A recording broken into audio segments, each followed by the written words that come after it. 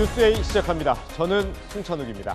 대구 변호사 사무실 방화 사건 현장에선 오늘 정밀 감식이 진행됐습니다. 방화범의 계획 범행으로 본인뿐 아니라 애꿎은 6명의 희생자가 발생한 정황도 드러나고 있습니다. 갑작스러운 불길에 필사적으로 탈출하기 위해 유리창 곳곳이 깨져 있는 현장도 오늘 공개됐습니다.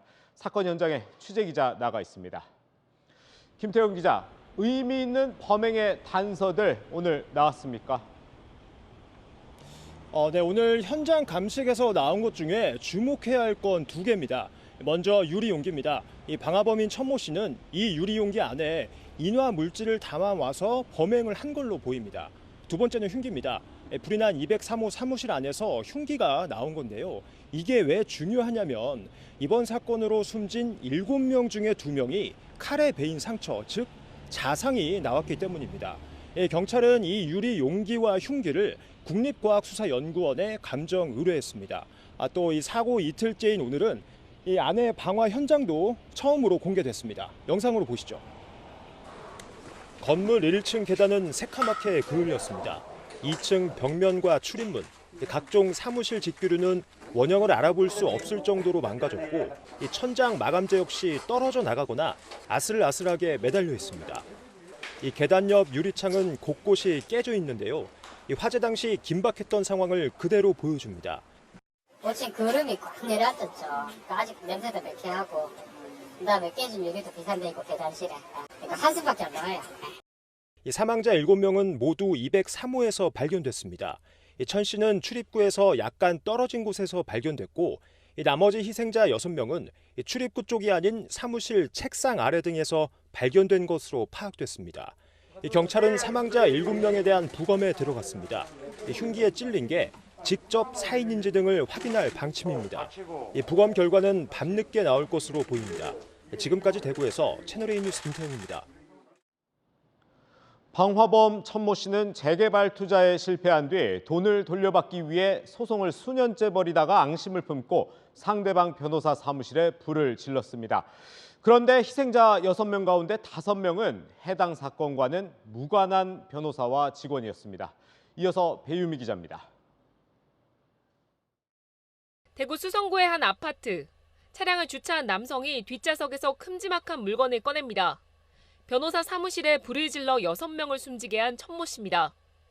다음 날 오전 천 씨는 흰 천으로 가린 물건을 안고 집에서 나옵니다. 그리고 곧장 변호사 사무실로 가 범행을 저질렀습니다. 집에서 나온 지 7분 만입니다. 대형 건설업체에서 일하던 천 씨는 2014년 대구 신천시장 재개발 사업에 6억 8천여만 원을 투자했다. 사업이 지지부진하자 시행사를 상대로 돈을 돌려받겠다며 수년간 소송을 벌였습니다. 이 과정에서 직장도 그만두고 일이 잘 풀리지 않자 자신을 변호하는 변호사 사무실에서 소란을 피우기도 했습니다. 그때 과정에서 조금 큰 소리도 좀 나긴 했었고.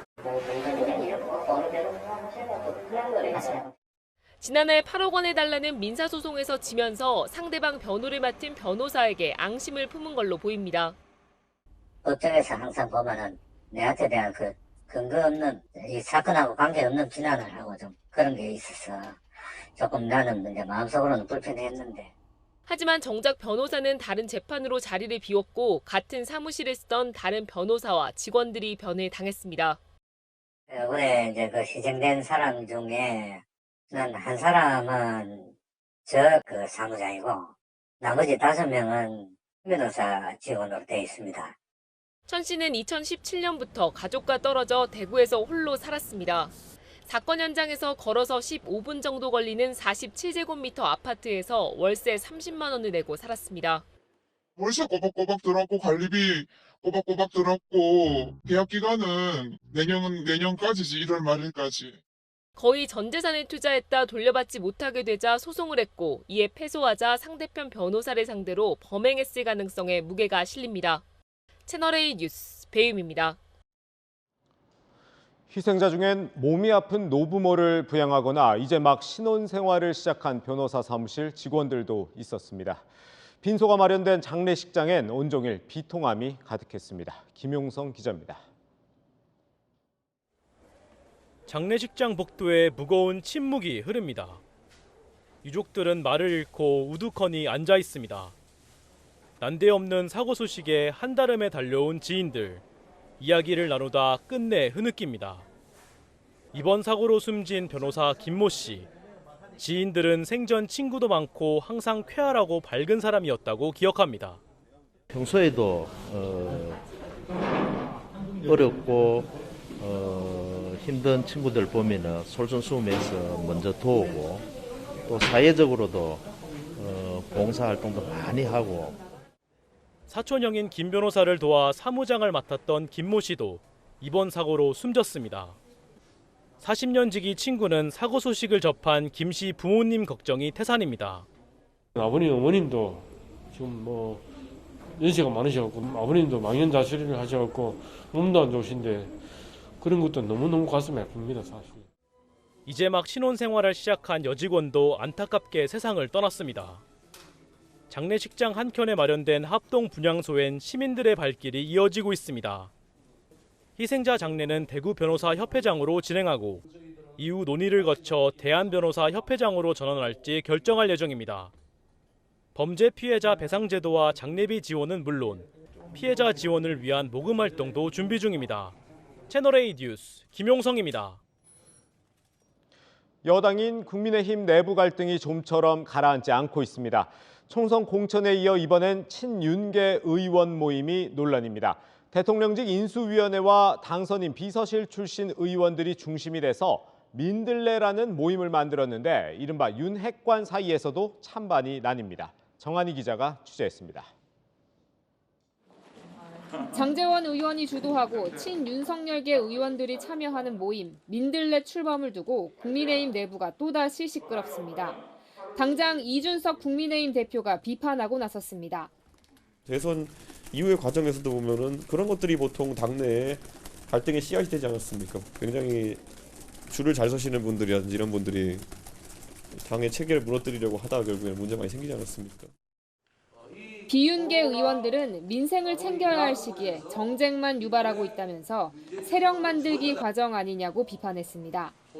윤핵관으로 꼽히는 권성동 원내대표도 제동을 걸었습니다. 비공식적인 당정 협의체인 것처럼 비춰지고 또 다른 개파를 만드는 것이 아니냐는 그렇게 또 비춰지고 있어서 오해를 살 소지가 있는 의원들의 모임은 지양하는 것이 맞다 이렇게 봅니다.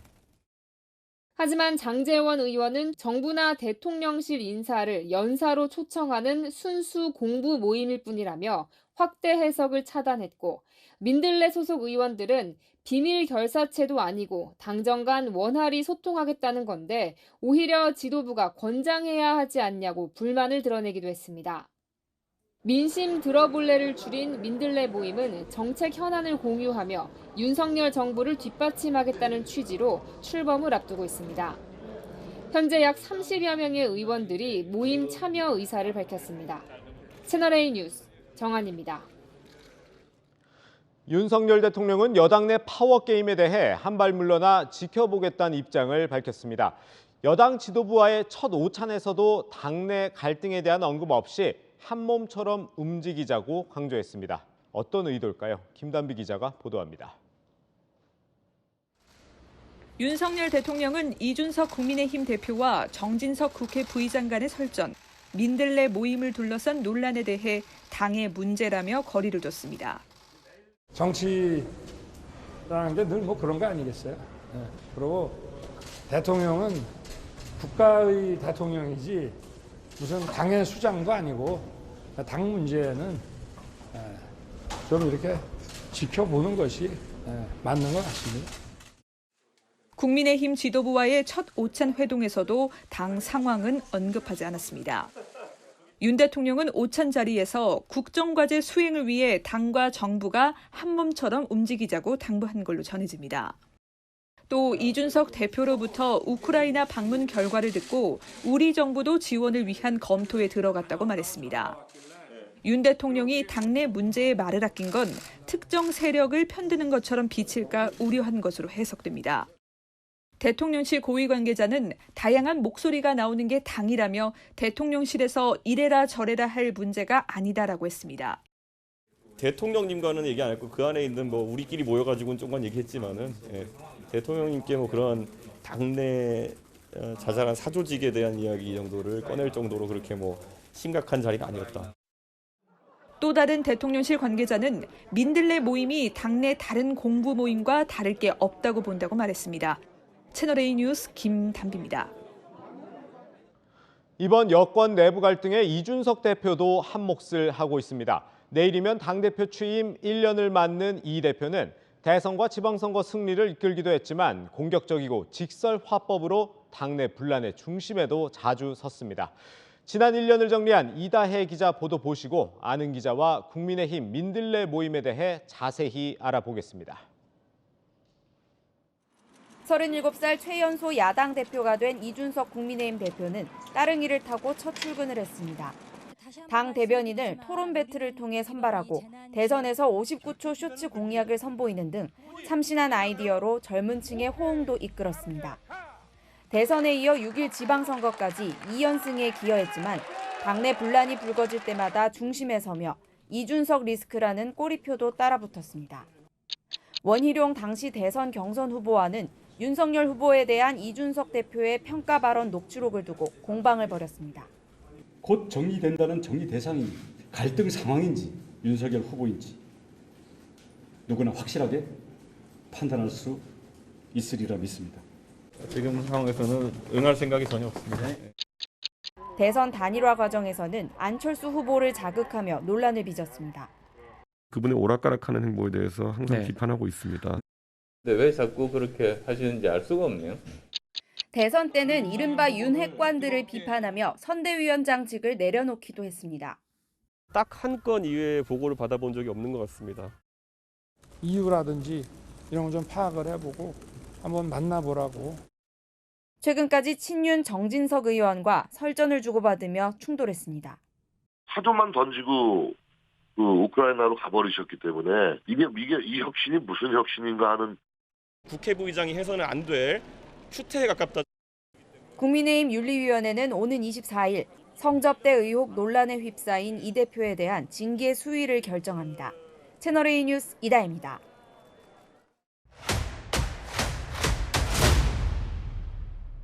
아는 기자 아자 시작합니다. 정치부 이현수 기자입니다. 이 기자, 오늘 키워드가 보니까 꽃이네요. 네, 맞습니다. 네. 민들레죠. 예. 지금 뒤로 보이는 이 꽃입니다. 민심 들어볼래 약자인데요. 민들레 씨앗이 널리 퍼지는 것처럼 곳곳에서 민심을 파악한다. 이런 의미로 지은 모임 이름이라고 합니다. 윤석열 정부 성공을 위해서 민심도 듣고 공부도 하고 친목도 다지자는 취지인데요. 모임을 주도하는 의원들의 면면을 보면 윤핵관으로 꼽히는 장제원 의원이 참여하고 이용호, 이철규, 김정재, 배현진, 박수영 의원 등 인수위와 당선인 비서실 멤버들이라 친윤계가 세력화에 나선 게 아니냐 이렇게 의심을 받는 겁니다.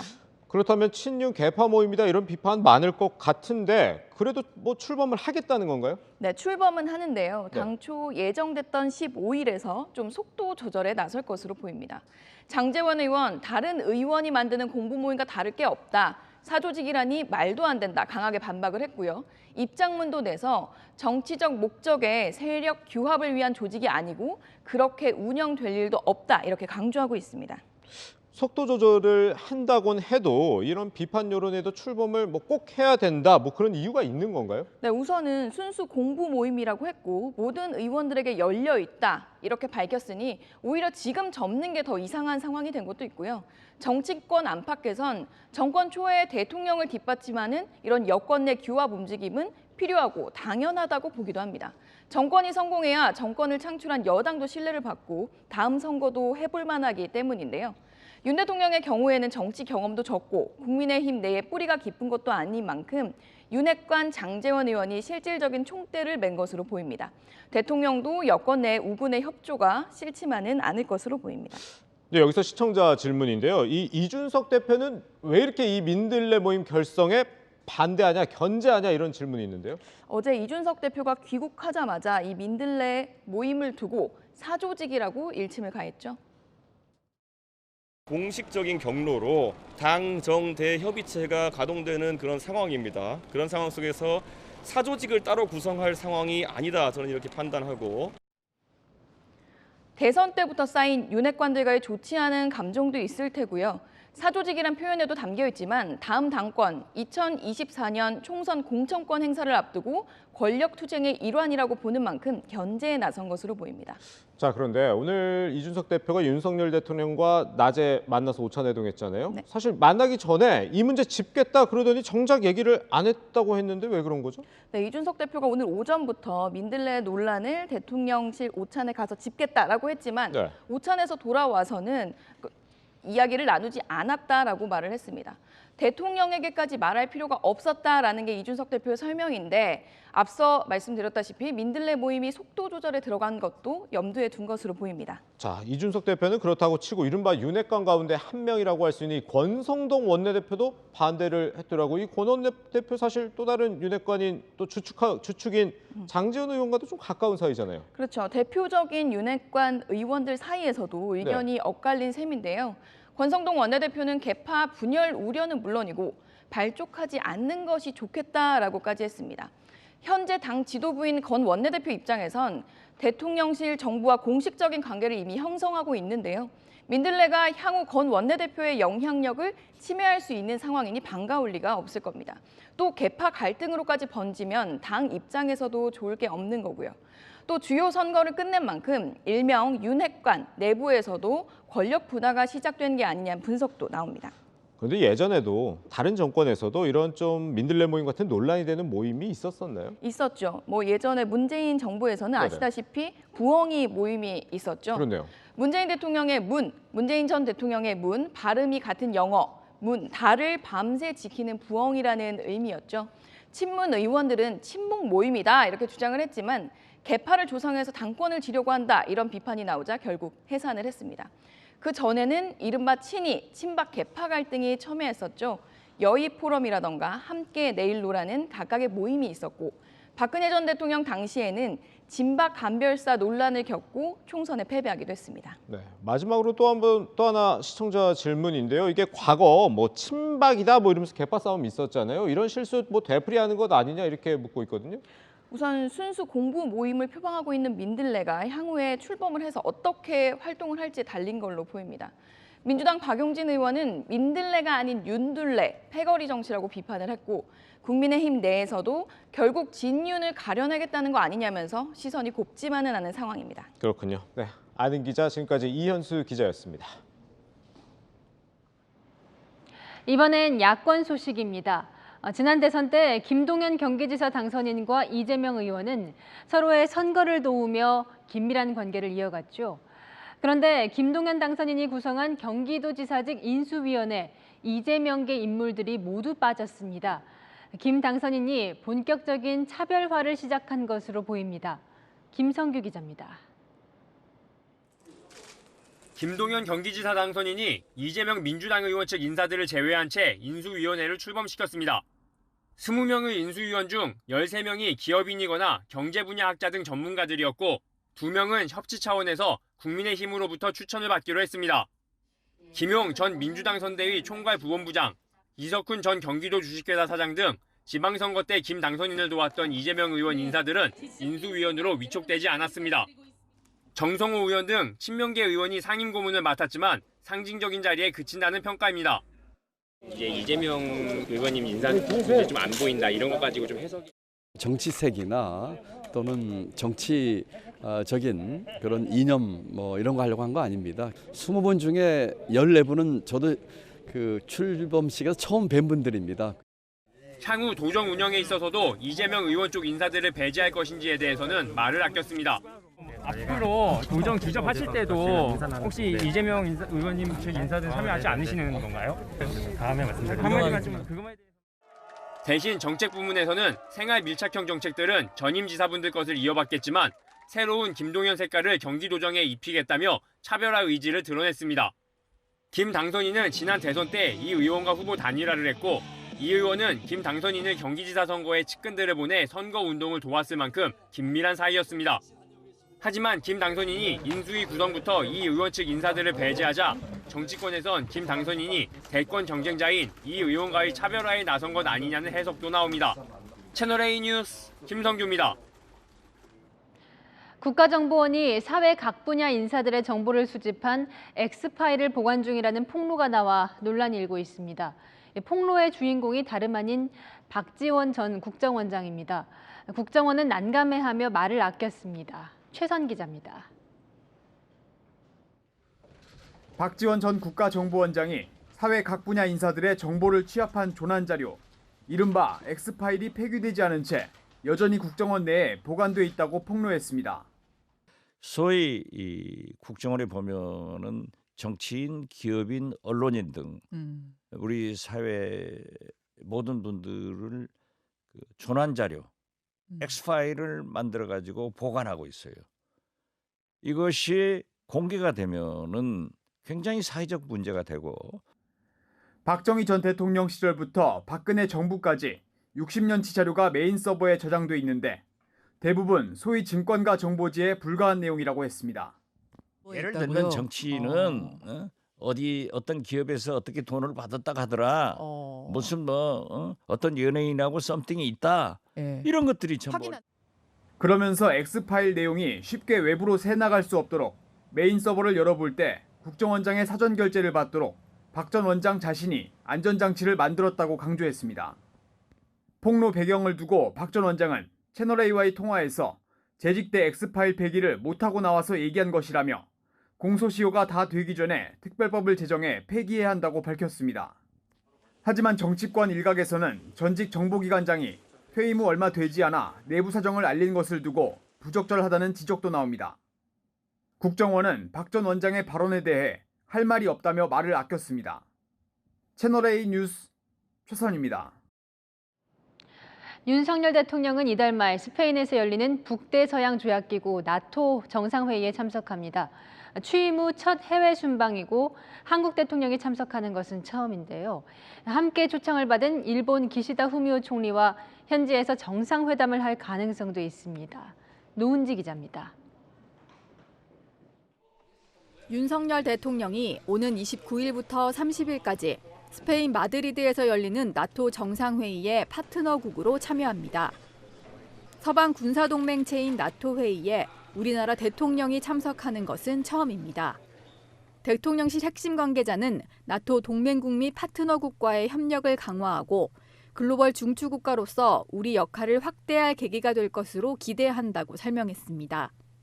정상회의를 계기로 참석 국가들과의 양자회담도 열릴 예정인데 관심이 쏠리는 건 한일 정상회담 여부입니다.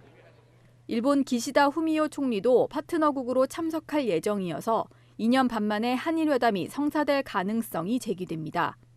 한일 양국 모두 확정된 건 없다고 말을 아끼고 있지만 회담이 성사된다면 강제징용이나 일본군 위안부 등 과거사 문제도 논의될 걸로 보입니다. 과거사 문제에 대해서는 어떤 미래에 대한 협력 차원에서 한일 간에 그 문제가 저는 원만하게 잘 풀릴 것으로 예상하고 있습니다. 윤 대통령은 지난달 21일 정상회담을 가진 조 바이든 미국 대통령과도 40여일 만에 다시 만나게 됩니다. 이번 정상회의 핵심 의제가 러시아의 우크라이나 침공 문제인 만큼 젤렌스키 우크라이나 대통령과의 양자회담 가능성도 열려 있습니다.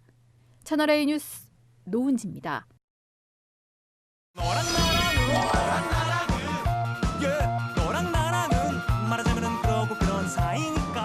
네, 여랑여랑 정치부 김민지 기자와 함께합니다. 첫 번째 주제 보시죠.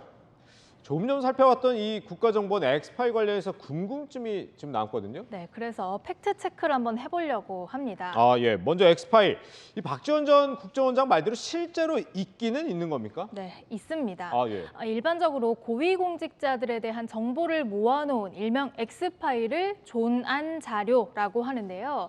과거 국정원과 청와대, 행정안전부가 공유하고 각종 인사에 참고해왔던 것으로 알려집니다. 네. 근데 박지원 전 원장은 이게 우리 사회의 모든 분이 대상이다 이렇게 얘기를 했는데 이것도 맞는 얘기예요? 전체 모든 사람 것이 다 있느냐? 그건 그렇지 않습니다. 정계, 재계, 학계 및 언론계 종사자, 예를 들면 국회의원이나 자치단체장, 공공기관장이나 대학 교수, 언론인, 시민단체 관계자 등이 그 대상이 되는 경우가 많은데요. 주로 공직자 후보를 검증하기 위한 자료인 만큼 이 보통의 일반인까지는 대상이 아닙니다. 또 이런 말도 했어요. 다 카더라, 증권가 정보지에 불과한 내용이다. 이렇게 얘기를 했는데 이런 걸로 고위공직자 검증이 가능한 거예요? 이 부분 말씀하시는 거죠? 한번 들어볼까요? 아, 예. 지나시 정도죠. 뭐 그런데 그럼 저는 그랬어요. 국회에서. 예. 자, 의원님들. 만약 이것을 공개하면은 의원님들 이혼당합니다. 한번 공개해 볼까요? 하지 말라고. 엑스파일이 과연 찌라시 수준이냐? 글쎄요, 저도 안 들어봤는데 이건 세모입니다. 정보 요원들이요, 당사자를 직접 만나거나 외곽에서 수집하는 것으로 축적되고 또 주기적으로 업데이트도 되기 때문에 찌라시 수준일 수도 그 이상일 수도 있겠죠. 그만큼 공식 자료에는 없는 내밀한 평판 조회를 할 수 있다는 측면도 있지만 음해성 정보나 과장된 내용을 걸러내기 위해서 청와대에서는 국정원 조난 자료뿐 아니라 경찰의 세평 수집, 법무부의 범죄 수사, 또 첩보도 함께 참고했다고 전해집니다. 문재인 정부 들어 국가정보원법 개정으로 국내 정보 수집 업무는 폐지했지만요. 기존에 모였던 정보를 어떻게 처리할지는 아직 결론이 나지 않았습니다. 그렇군요. 네, 엑스파일 내용 살펴봤고 이제 다음 주제 보겠습니다. 오늘 윤석열 대통령이 박순애 교육부 장관 후보자 논란에 대해서 따져보자고 했던데 뭘 따져보자는 거예요? 네, 박순애 후보자의 음주운전 전력에 대해서 어떻게 말했는지부터 듣고 오시죠. 장관 후보자 두 분에 대해서 의혹이 제기되는데 그 의혹이 팩트인지 그걸 더 확인해야 되지 않겠습니까? 글쎄 음주운전도 언제 한 거면 여러 가지 상황이라든가 그 가벌성이라든가 도덕성 같은 거를 다 따져봐야 되지 않겠습니까? 교사의 음주운전은 곧바로 해임될 수 있는 중징계 요건입니다. 그런데 교육부 장관 후보자가 만취 음주운전을 했는데 당시 상황을 따지겠다는 것이 말이나 됩니까? 박순애 교육부 장관 후보자는 2001년 혈중 알코올 농도 0.251%로 음주운전에 적발된 적이 있는데요. 당시 면허 취소 기준인 0.1%보다 2.5배 높은 수치였습니다. 이와 관련해 박 후보자는 변명의 여지 없는 실수라고 사과한 바 있습니다. 사과했다면 본인도 인정을 한 것이고 네. 일반 국민이 이해할 수 있는 음주운전이라는 게 과연 존재할지 잘 모르겠는데 네. 사실 음주운전 처벌하는 검사 출신이 윤 대통령 이 음주운전에 대해서는 과거에 관대했나요? 지금은 따져보자고 하는 윤 대통령도 대선 당시에는요, 음주운전 처벌 강화 공약을 내놨습니다. 음주운전 그거 완전 살인행위 아니에요? 운전면허 정지 이후 결격 기간을 늘리는 건 어떨까요? 후보님 추진할까요? 오케이, 빠르게 가! 그리고 대통령 출마도 못하게 해야 되는 거 아닌가 이거? 지금 저 마지막 얘기는 지난 대선 당시 이재명 후보를 좀 거론하는 것 같은데요? 맞습니다. 당시 국민의힘은 이 후보의 음주운전 전력을 여러 차례 문제 삼은 바 있죠. 음주운전, 폐륜 욕설 등 창피하기 짝이 없는 전과사범이고 본인도 음주운전 이력이 있기 때문에 별것이 아니란 듯이 이야기하는 그 자세 자체가 저는 굉장히 마음이 아팠고 오늘 대통령실 관계자는 윤 대통령이 음주운전 전력을 옹호하거나 문제가 없다고 생각할 리 없다고 했습니다. 그러면서 시기적으로 오래됐고 본인이 사과한 만큼 흠결이 있더라도 국정과제 수행을 위해 많은 것을 해낼 수 있다는 믿음에 지명한 것이라며 국민의 이해를 구하는 일환으로 말한 것이라고 해명했습니다. 한국 교육을 이끌 수장이면서 또 사회부총리라는 중요한 자리인 만큼 음주운전 전력이 문제가 없는지 제대로 따져보고 원칙 있는 인사를 하기를 바랍니다. 네, 글쎄요, 지명 전에 따져봤어야 하지 않을까 싶습니다. 여랑야랑이었습니다. 네, 배군규 전 산업통상자원부 장관이 문재인 정부의 이른바 산업부 블랙리스트 의혹 사건으로 14시간 동안 검찰 조사를 받았습니다. 백 전 장관은 산하 기관장들이 왜 사직서를 냈는지 이유도 모르고 지시하지도 않았다고 일관한 걸로 알려졌습니다. 박건영 기자가 취재했습니다. 늦은 밤 검찰청사 밖으로 나가는 흰색 SUV 차량. 산업부 블랙리스트 의혹 사건으로 소환돼 14시간 동안 피의자 조사를 받은 백운규 전 산업통상자원부 장관이 타고 있습니다. 백 전 장관은 문재인 정부 출범 직후 산업부가 산하 기관장들을 압박해 사표를 받아내도록 지시한 혐의를 받고 있습니다. 백 전 장관은 어제 검찰 조사에서 왜 사직서를 냈는지 모르겠다. 나는 사표를 받아오라고 지시한 적이 없다는 취지로 진술한 걸로 알려졌습니다. 앞서 검찰은 월성원전 경제성평가 조작 사건 수사 결과에 백 전 장관이 2017년 8월 산업부 관계자에게 탈원전 반대 인사 등을 퇴출시킬 방안을 검토하라는 취지로 반복 지시했다고 적시했습니다. 백 전 장관은 기관장 사직에 청와대 지시는 없었다고도 진술한 걸로 전해졌습니다. 저희들이 그렇게 지시받고 저렇게 움직이고 그러지 않고 항상 법과 규정을 저희들이 준수하면서 업무를 처리드렸다.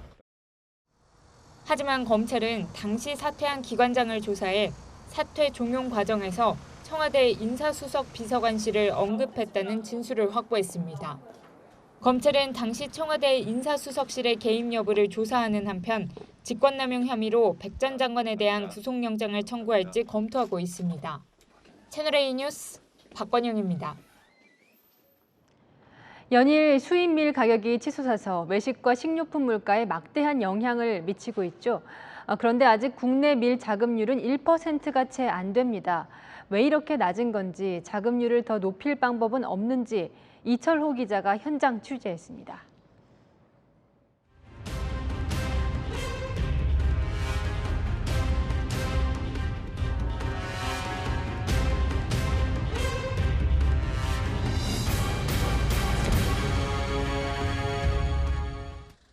경남 고성의 한 농촌 마을. 검은 비석에 쓰인 우리밀 살리기 운동이라는 8글자가 눈에 띕니다. 1989년 우리밀 살리기 운동이 이 마을에서 처음 시작됐습니다.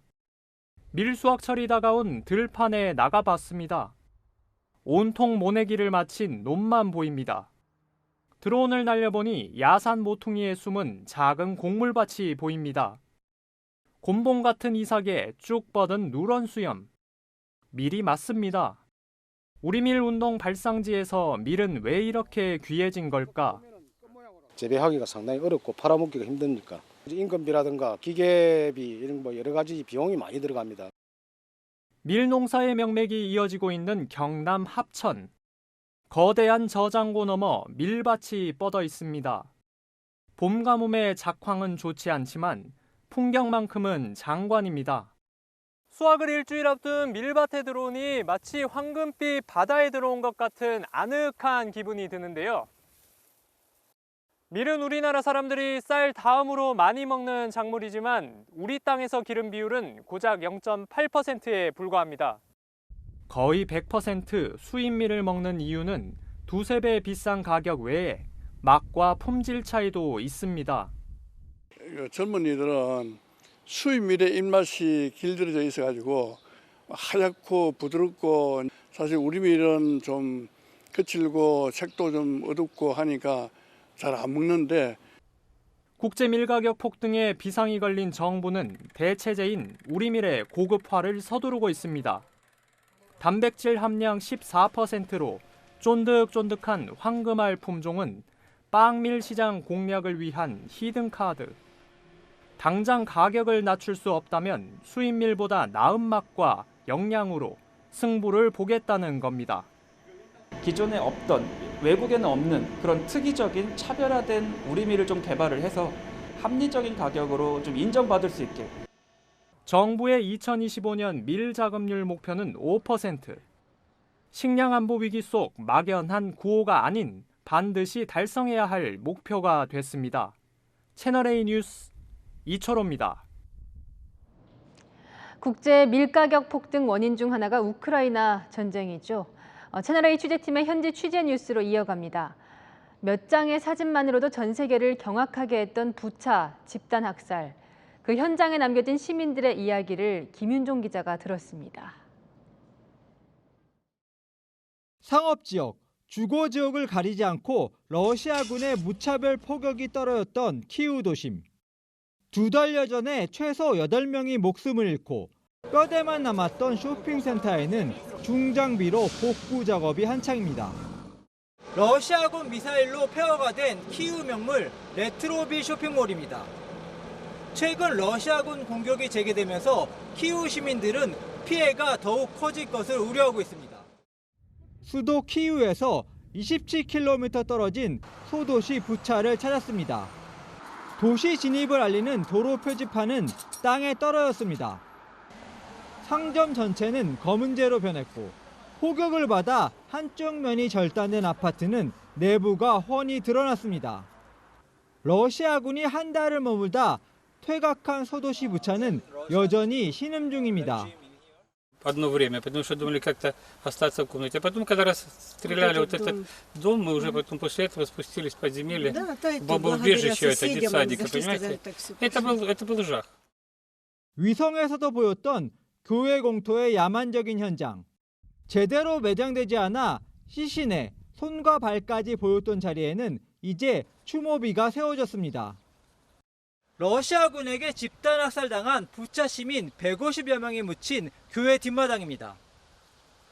러시아군이 수도 키우 공격을 재개한 가운데 부차 시민들은 더 이상 집단 학살이 없길 기원하고 있습니다. 지난 2월 말 러시아군이 우크라이나 땅을 짓밟은 뒤 지금까지 숨진 민간인은 3만 명에 근접했습니다.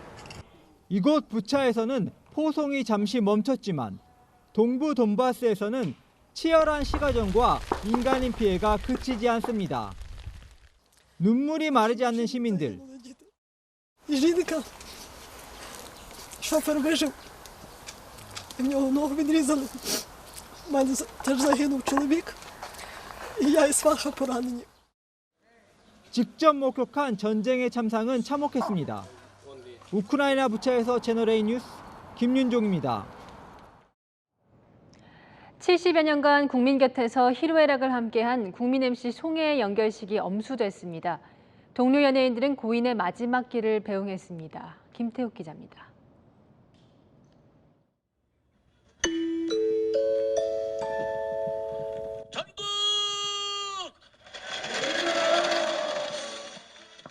고인의 목소리가 울려 퍼지자 후배들이 화답합니다. 전국을 돌며 국민들과 함께 울고 웃은 국민 MC 송혜가 영면에 들었습니다. 마음은 슬프더라도 즐겁게 만큼은 즐거운 마음으로 유족과 연예계 후배 등 80여 명은 고인의 마지막 길을 배웅했습니다. 이제 수많은 별들 앞에서 천국 노래자랑을 외쳐주세요. 외손자의 품에 안긴 영정사진 뒤로 최양락, 강호동, 유재석 등 후배들이 함께했습니다. 빈소를 떠난 장례 차량은 고인의 추억이 담긴 장소를 찾았습니다. 생전에 자주 찾던 국밥집 이발소가 있던 곳. 송혜길이라 이름 붙은 종로구 낙원동을 시작으로 34년간 함께한 전국 노래자랑 악단의 연주 속에 방송사를 들렀습니다. 땡을 받아보지 못하면 딩동댕의 정의를 모른다는 인생의 교훈을 전한 고 송혜. 내 인생 딩동댕이야. 고인의 유해는 제2의 고향으로 여겼던 대구로 향했습니다. 먼저 송해공원에 안장됐던 부인 서고기 씨 곁에서 이제 영원한 휴식에 들어갔습니다. 채널A 뉴스 김태욱입니다. 영화관이 요즘 다시 북적북적합니다. 코로나 이후 처음으로 1000만 관객 영화도 나올 기세인데요. 범죄도시2가 이번 주말쯤 관객 1000만 명을 돌파할 것으로 보입니다. 정윤철 기자입니다. 시키는 건데 그게 무슨 수사야? 넌 뭐야? 까불인데요? 까불고 있어. 극장가에서 열풍을 일으키고 있는 배우 마동석 주연의 영화 범죄도시2. 5년 전 인기를 끈 범죄도시의 후속편으로 형사들이 한국과 베트남을 오가며 악당을 소탕한다는 내용입니다. 어제까지 누적 관객 968만 명을 기록해 이번 주말 1000만 관객을 돌파할 전망입니다. 코로나19 사태 이후 첫 1000만 영화가 탄생하는 겁니다. 한국 영화의 1000만 관객 돌파는 2019년 기생충 이후 3년 만입니다. 관객들의 반응은 뜨겁습니다. 그 근육이 많으신 분도 그렇게 날렵하게 움직일 수 있구나라는 걸 생각을 했고 액션도 시원했고 연기도 너무 좋았고 꼭 봐라. 너무 재밌었다. 영화를 위해 유도까지 배운 마동석의 더 강력해진 액션은 관객들을 매료시켰습니다. 이제 팬데믹 때문에 좀 답답하셨던 부분들을 좀 뻥 뚫어드리려고 스트레스 해소할 수 있는 아주 시원한 액션물을 만들었으니까. 최강의 악당을 표현하고자 근육을 키운 배우 손석구의 악랄한 연기도 호평을 받았습니다. 살려서 보낸다고는 안 했잖아. 전편과 달리 15세 이상 관람 등급을 받아 관객층을 넓힌 것도 흥행을 뒷받침했습니다. 연타석 흥행에 성공한 뒤 세 번째 시리즈를 준비 중인 범죄도시가 한국을 대표하는 시리즈물로 자리 잡을지 주목됩니다. 채널A 뉴스 정은철입니다. 진짜 경찰들의 활약도 전해드립니다. 보이스피싱 범인을 잡기 위해 경찰이 퀵서비스 기사로 변장했습니다. 그 장면을 김지윤 기자가 보여드립니다. 오토바이를 몰고 지구대 주차장으로 들어오는 퀵서비스 배달기사. 배달통을 열어 흰색 상자를 꺼내더니 경찰관과 함께 건물 안으로 들어갑니다. 10분 뒤 배달기사의 옷을 입고 헬멧을 쓴 채 등장한 건 배달기사가 아닌 경찰관. 다른 경찰들과 바삐 상의를 하더니 오토바이를 타고 출동합니다. 배달 중이던 퀵서비스 기사가 지구대를 찾아와 보이스피싱 의심 신고를 한 건 지난 3일 저녁 7시 40분쯤. 아주머니가 하시는 말씀이 다시 자기한테 갖다 달래요. 아니 왜 그러시냐 그랬더니 자기가 아무리 봐도 보이스피싱 걸린 것 같다고. 물건을 받기로 한 사람이 보이스피싱 일당일 거라고 생각한 기사는 곧바로 지구대로 향했습니다. 배달 상자 안에는 1,000만 원이 입금된 체크카드가 들어 있었습니다. 경찰관 옷을 입고 갈 경우에는 도망을 가거나 숨어버릴 염려가 있기 때문에 퀵서비스 기사로 위장을 해가지고. 보이스피싱 일당은 퀵서비스 기사로 위장한 경찰관에게 신고 20분 만에 속수무책으로 붙잡혔습니다. 피해자는 저금리 대출로 갈아타게 해준다는 말에 속아 기존 대출금을 상환할 돈을 보냈던 걸로 확인됐습니다. 경찰은 검거된 20대 남성이 단순 전달책인지 조사하는 한편 신고자에게는 포상금을 지급하기로 했습니다. 채널A 뉴스 김지윤입니다. 시청자의 제보로 만든 뉴스 전해드립니다. 공사 현장에서는 먼지 날림을 막기 위해 정화된 하수를 끌어다 씁니다. 그러니까 버리는 물을 다시 쓰는 건데 공업용 수돗물보다 오히려 비싸게 파는 지자체가 있습니다. 성혜란 기자가 취재했습니다. 경기 양주시의 하수 처리장. 정화 과정을 거친 하수가 인근 하천으로 방류됩니다. 바로 옆에는 이 물을 길어갈 수 있도록 호스가 설치돼 있고 살수차 기사들이 차량에 호스를 연결해 물을 담아갑니다. 정화된 물이라 뭐 식품 이런 거는 안 되고 도로 청소하는 거. 도로 청소. 네, 공사 현장들도 이제 먼지나 미세먼지 때문에. 하천으로 버려질 하수를 청소나 공업용으로 쓸 수 있게 공급하는 제2용수인데 양주시는 이 물을 1톤당 760원에 팔고 있습니다. 공업단지에 허가되는 공업용 수도요금보다 비쌉니다. 톤당 760원이면 10톤이면 7,600원이에요. 하루에 뭐 3번을 만약에 물을 받아가면 그게 금액이 깨끗하네. 근데 한 15일에서 20일 이상은 무조건 일을 하는데 그건 부담 많이 되죠. 반면 양주시와 이웃한 의정부, 동두천, 남양주시는 무료로 구리, 고양시는 300원대에 공급하고 있습니다. 기사들은 값이 싼 지역으로 가고 싶어도 하루에도 몇 번씩 물을 채우러 다니려면 공사 현장과 가까운 곳을 이용할 수밖에 없다고 말합니다. 그럼 양주 시내가 아파트 공사 전 대한민국 물차들 웬만한 차들은 다 모인다고 여기 터무니없는 거지. 버리는 물 아니야 이거. 양주시는 채널A의 취재가 시작되자 하수 처리 비용과 타 지자체 가격 등을 고려해 가격 조정을 검토해 보겠다고 밝혔습니다. 채널A 뉴스 성혜란입니다. 2달 넘는 봉쇄가 끝난 중국 상하이에서 새로운 사회 현상이 나타났습니다. 집에서만 지내던 부부들의 이혼 신청이 폭증한 겁니다. 김윤수 기자입니다. 65일 동안 봉쇄 상태였던 중국 경제 수도 상하이의 시민들. 지난 1일 자정부터 봉쇄가 풀리자 환호성이 터져나왔습니다.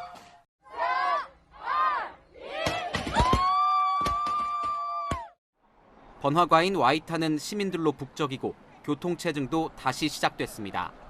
도시 기능을 되찾는 가운데 관공서 업무도 바빠졌습니다. 현지 매체에 따르면 봉쇄가 풀리자 상하이시 이혼 등록 창구에 부부관계를 정리하려는 사람들이 몰려들고 있다는 겁니다. 시에서 운영하는 온라인 사이트는 이미 다음 달 초까지 이혼 수속 방문 예약이 꽉 찼습니다. 徐汇等区的离婚登记预约名额呢比较紧张，开放的1个月内的预约号呢基本抢完，而普陀、长宁等区呢还有不少的预约名额。 두 달 넘게 이어진 봉쇄 기간, 시민들의 발은 묶였고 이혼 수속도 중단돼 미뤄왔던 이혼 신청이 본물 터지듯 쏟아지는 겁니다. 방역 당국이 관공서를 이용할 수 있는 민원인 수를 줄여 업무가 몰리고 있다는 분석과 함께 장기간 봉쇄로 실제 사이가 나빠진 부부들에게 이혼 열풍이 불고 있다는 추측도 나옵니다. 채널A 뉴스 김윤수입니다. 김재열 전 빙상연맹 회장이 새 국제 빙상연맹 회장으로 선출됐습니다. 130년 연맹 역사에서 유럽이 아닌 다른 지역 출신은 최초인데요. 한국 스포츠의 국제 위상이 한 단계 더 높아질 것으로 기대됩니다. 김은지 기자입니다. Mr. Jae-yul Kim. 김재열 국제빙상연맹 집행위원이 국제빙상연맹의 새 회장으로 뽑혔습니다. 오늘 열린 정기총회에서 119개 유효 투표 중 77표를 얻었습니다.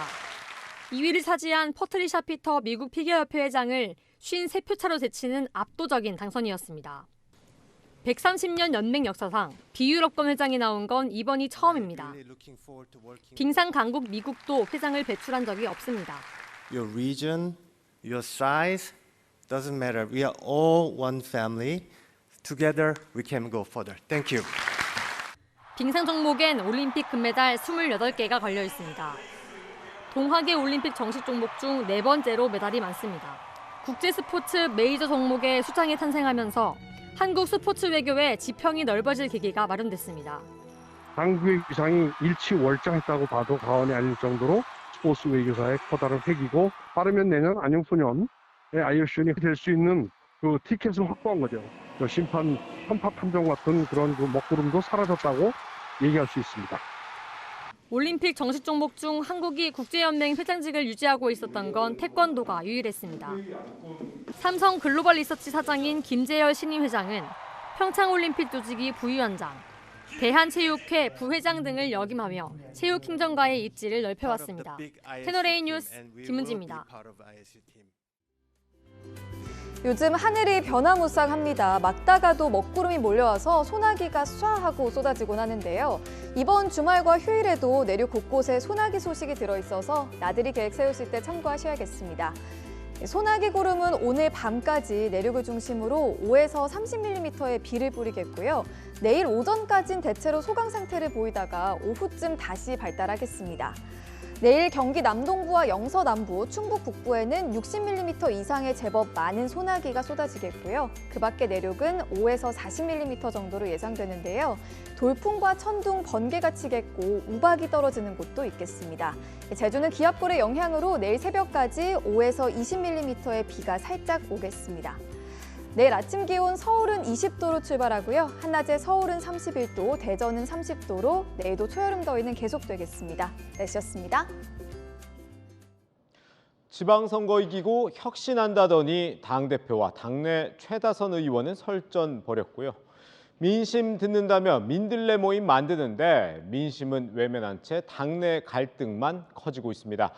국민의힘 여당 된 지 한 달 됐는데요. 서로 싸움만 하는 사이 물가는 점점 오르고 북한 핵실험 위협도 고조되고 있습니다. 오늘은 물음표 찍겠습니다. 이제 민심 들어줄래? 뉴스 마칩니다. 감사합니다.